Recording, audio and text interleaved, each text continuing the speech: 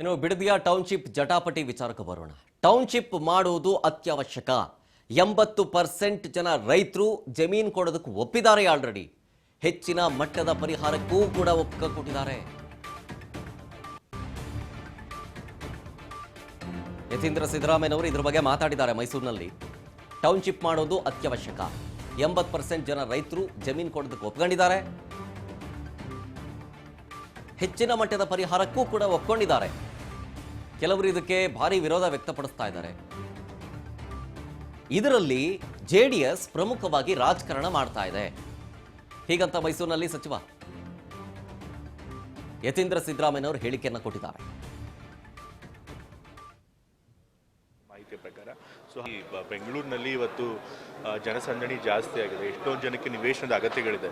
Spread out ಆಗಬೇಕು ಬೆಂಗಳೂರಿಲಿರುವಂಥ population. ಹೀಗಾಗಿ ಹತ್ತಿರದಲ್ಲಿ ಬಿಡದಿಯಲ್ಲಿ ತನಕ ಬೆಂಗಳೂರಿನ ವಿಸ್ತರಣೆ ಮಾಡಬೇಕಂತ ಅವಶ್ಯಕತೆ ಅಂತೂ ಇದೆ.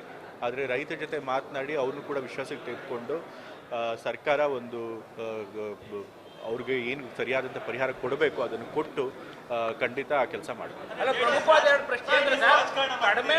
ನನಗೆ ಮಾಹಿತಿ ಇರೋ ಪ್ರಕಾರ ಬಹಳಷ್ಟು ರೈತರು ಈ ಒಂದು ಬಿಡದಿ ಟೌನ್ಶಿಪ್ ಪರವಾಗಿದ್ದಾರೆ.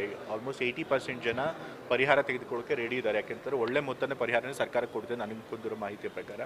ಹಾಗಾಗಿ ರೈತರು ಬಹಳಷ್ಟು ಜನ ಇದಕ್ಕೆ ಸಮ್ಮತಿ ಇದೆ ಅವ್ರಿಗೆ. ಬಟ್ ಆದರೆ ಕೆಲವರು ಮಾತ್ರ ಇದಕ್ಕೆ ವಿರೋಧ ವ್ಯಕ್ತಪಡಿಸ್ತಾ ಇದ್ದಾರೆ. ಅದನ್ನು ಕೆಲವ್ರ ಮಾತಿಗೆ ಕೇಳಿ ಪ್ರಾಜೆಕ್ಟ್ಗಳನ್ನ ಬಿಡೋದಕ್ಕಾಗೋದಿಲ್ಲ.